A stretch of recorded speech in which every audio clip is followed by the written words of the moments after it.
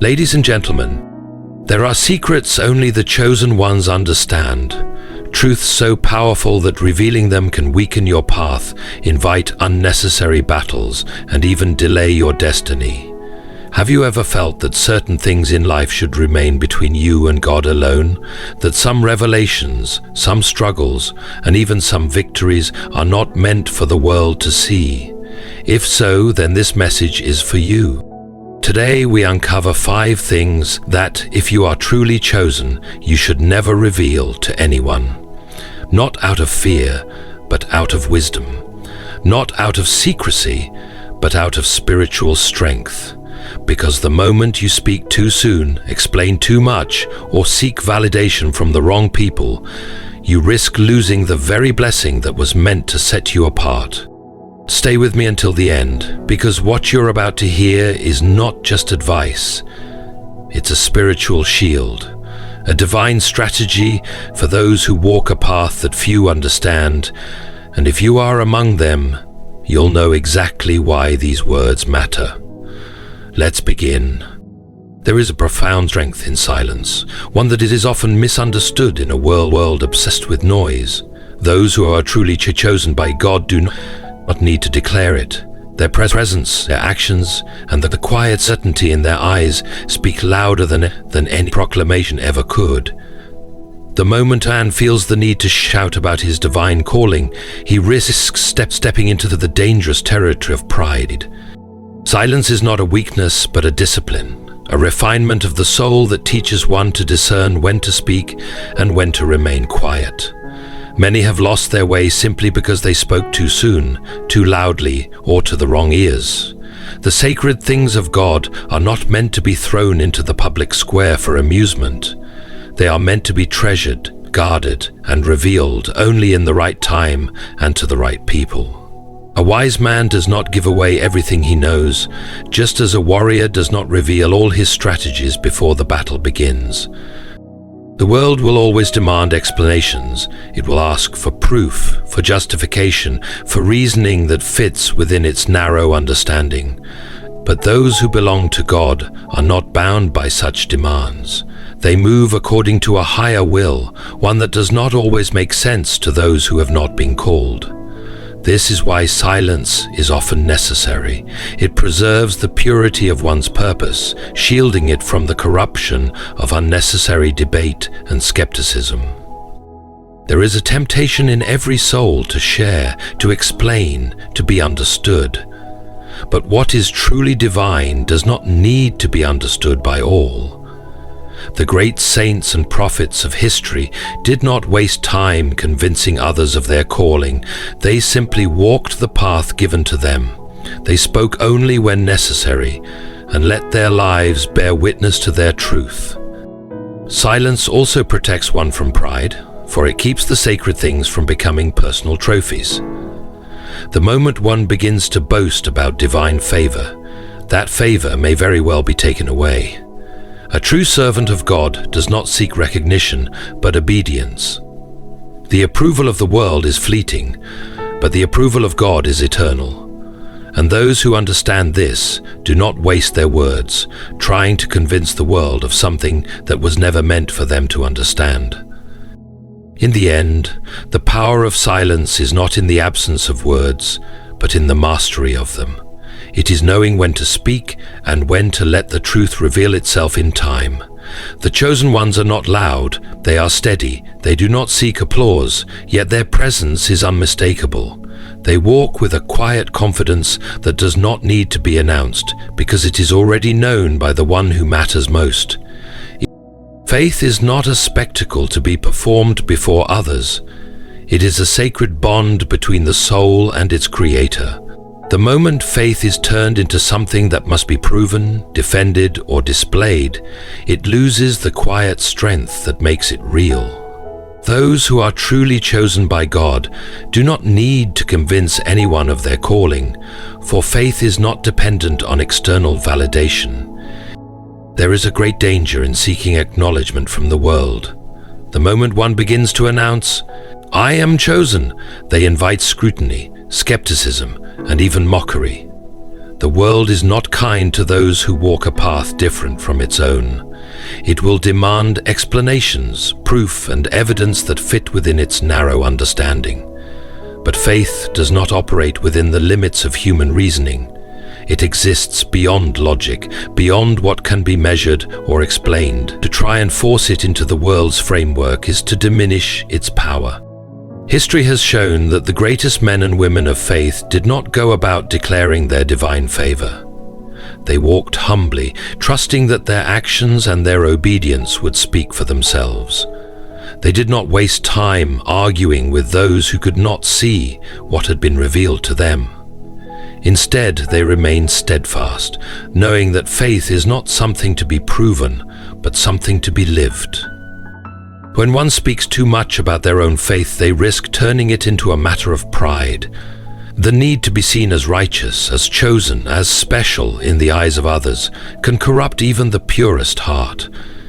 True faith does not need an audience. It thrives in the unseen moments, in the quiet prayers, in the silent acts of obedience that go unnoticed by the world. It is in these hidden places that God sees and rewards.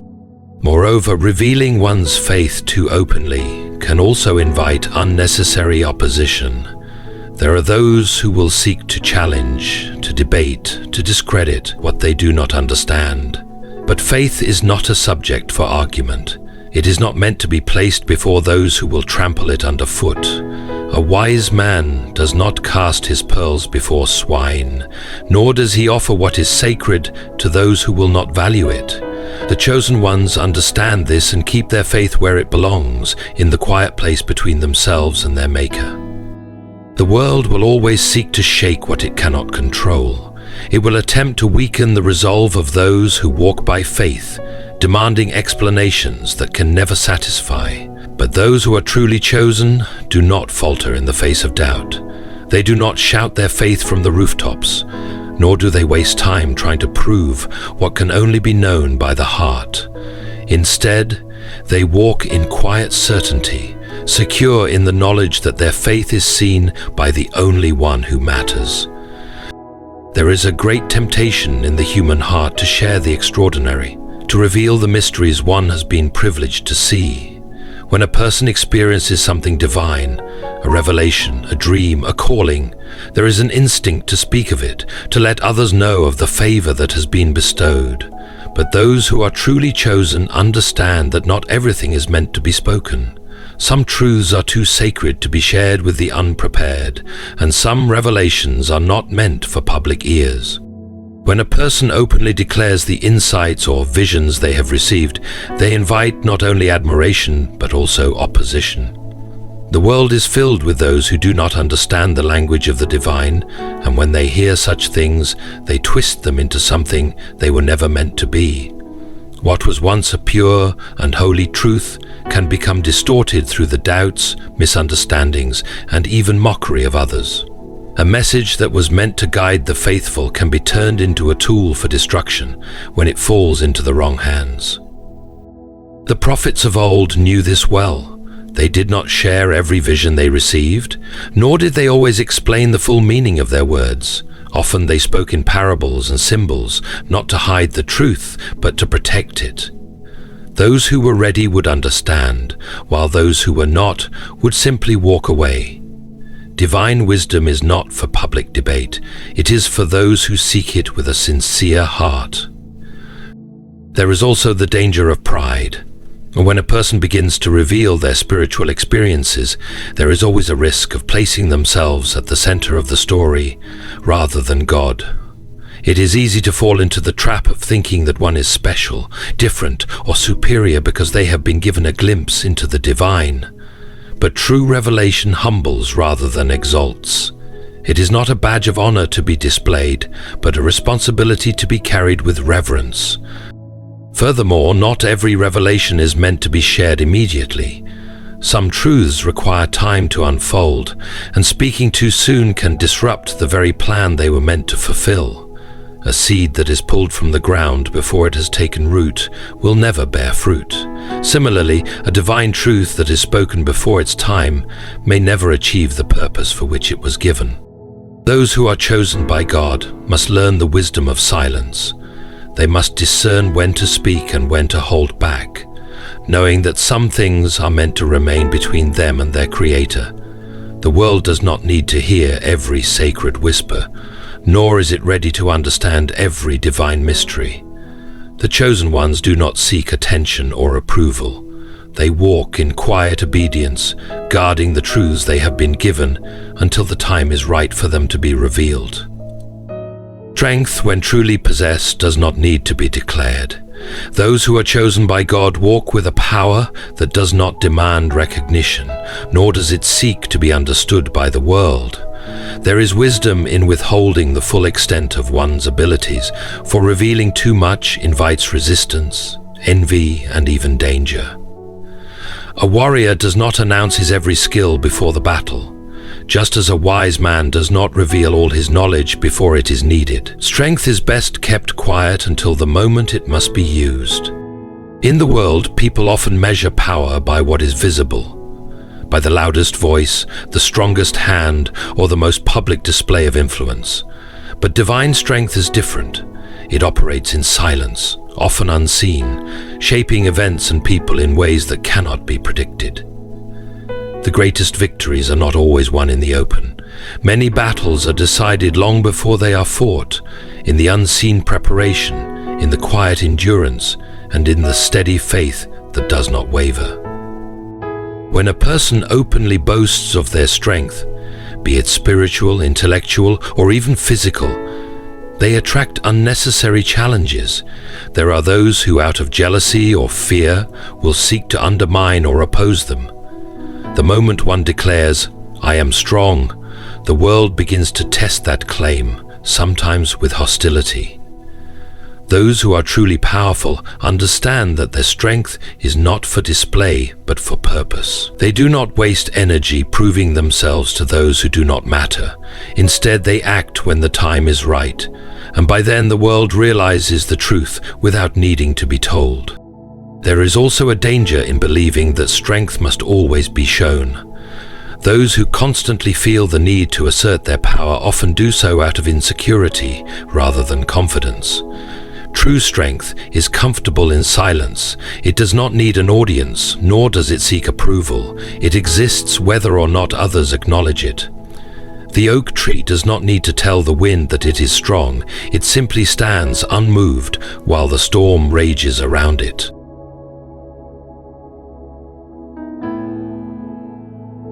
Furthermore, strength, when revealed too soon, can become a target. The wise do not reveal all their plans, nor do they let others see the full extent of what they are capable of. The enemy does not attack what he does not perceive as a threat. But when a person exposes their strength prematurely, they invite obstacles that could have been avoided. There is great wisdom in being underestimated, in allowing others to think less, while quietly preparing for the moment when action is needed. The chosen ones of God do not live to prove themselves. They walk in quiet confidence, knowing that their strength is given for a purpose greater than personal pride. They are not concerned with appearances or recognition. They simply do what must be done when the time comes. And when they act, the world does not ask if they were strong. It already knows. There is a deep and often unnoticed trap in seeking validation from the world. Those who are truly chosen by God do not need the approval of others, nor should they waste time trying to explain their purpose to those who will never understand it. The desire to be accepted, to be acknowledged as someone set apart, can easily become a distraction from the very calling one is meant to fulfill. Validation from people is fleeting, unreliable, and often given for the wrong reasons. But the approval of God is eternal, unshaken by opinions or changing circumstances. When a person begins to explain their divine calling, they step into a dangerous space where their faith is placed before human judgment. The world is not kind to what it does not understand. Many will question, doubt, and even mock what they cannot see. There is no need to justify what is beyond the comprehension of those who have not been given the eyes to perceive it. The chosen ones do not walk by sight but by faith, and faith does not need permission to exist. There is also a hidden arrogance in the need for validation. At its core, it assumes that human approval adds value to what God has already ordained. But divine purpose does not become more real simply because others recognize it. A candle does not burn brighter because someone praises its flame. A river does not flow more freely because it is admired.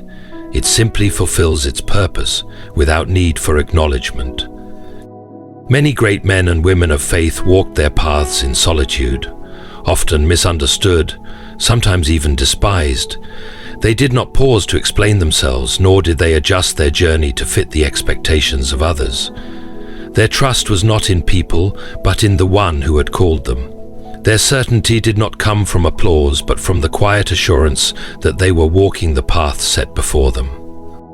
When one seeks validation, they also become vulnerable to manipulation. The world has a way of offering approval with one hand while holding chains in the other. A person who depends on recognition will find themselves altering their actions, softening their convictions, and shaping their message to fit what others want to hear. This is the slow death of true purpose. The chosen ones must guard themselves against this trap. Their mission is not to be liked, understood, or even accepted. Their mission is to obey. True confidence comes from knowing that one's worth is not measured by the opinions of others. The chosen ones do not ask the world for permission to be who they are. They do not seek affirmation for what they already know to be true. They walk with quiet assurance, firm in the knowledge that they are seen, known, and approved by the only one who matters. And in the end, it is his validation alone that endures. The deepest battles are not the ones fought in public, but the ones waged in silence, within the heart and soul. Every person chosen by God will face struggles, doubts, and moments of great testing, but these struggles are not meant for the world to see. There is wisdom in keeping one's internal battles private, for revealing them too openly can invite misunderstanding, unnecessary interference, and even harm. Not every difficulty needs to be explained, nor does every hardship require an audience. Some burdens are meant to be carried in solitude, where they can be refined by divine grace rather than weighed down by human opinion. When struggles are shared too freely, they can be misinterpreted. The world does not always understand the process of refining that God allows his chosen ones to go through. What appears to others as suffering, failure, or weakness is often the very path through which strength is forged. But when spoken about openly, these struggles become subject to the judgments of those who cannot see the full picture. They offer advice where none is needed, criticism where silence would be wiser, and distraction when focus is required. There is also the danger of giving one's enemies a weapon. When a person reveals their inner conflicts, their fears, and their doubts, they expose themselves to those who may seek to use that knowledge against them. Not everyone who listens does so with good intentions. Some are waiting for an opportunity to strike, to manipulate, or to break what they do not understand. The wisest warriors do not reveal where they are wounded. They continue to stand, trusting that healing will come in its own time. Moreover, speaking too much about one's struggles can sometimes deepen them. Words have power, and when struggles are constantly spoken of, they take root in the mind in ways that make them harder to overcome. The chosen ones do not dwell on their hardships, they endure them. They do not seek sympathy from the world, they seek strength from God. There is a difference between acknowledging one's pain in prayer and broadcasting it for human comfort. The former brings healing, while the latter often prolongs the suffering. Even among those who are trusted, there is wisdom in discretion. Not every friend, mentor, or companion needs to know every battle. Some struggles are meant to be faced alone, in the quiet place where faith is tested and strengthened. The greatest victories are often won in these unseen moments where there is no applause, no recognition, only the deep, unshakable certainty that one is being refined for a greater purpose. Those who are chosen by God do not fear their struggles, nor do they seek to explain them to the world. They walk through them with quiet resilience, knowing that in the end, it is not the world's understanding that matters, but God's purpose being fulfilled. And when the time comes, their perseverance will speak for itself, without a single word needing to be said. The path of those chosen by God is not one of display, explanation, or validation. It is one of quiet strength, unwavering faith, and steadfast purpose. There is wisdom in guarding what is sacred, in walking humbly without seeking recognition, and in trusting that what is known to God does not need to be proven to man. True faith does not demand an audience, true strength does not require announcement, and true purpose does not seek approval. The chosen ones are not called to convince the world of their mission, but to fulfill it with unwavering obedience. Let the world wonder, let it question, let it doubt, but never let it distract you from what you are meant to do. Walk with quiet confidence, speak only when necessary, and keep your battles, your revelations, and your strength between yourself and the one who has called you. For in the end, it is not the world's judgment that matters, but the fulfillment of the purpose for which you were chosen. May you walk this path with wisdom, courage, and an unshakable spirit. May you find strength in silence, purpose in obedience, and peace in knowing that you are seen and known by the one who matters most. Good luck on your journey, and may you always have the clarity to guard what is sacred. Thank you for listening, and may you walk with grace and conviction in all that you do.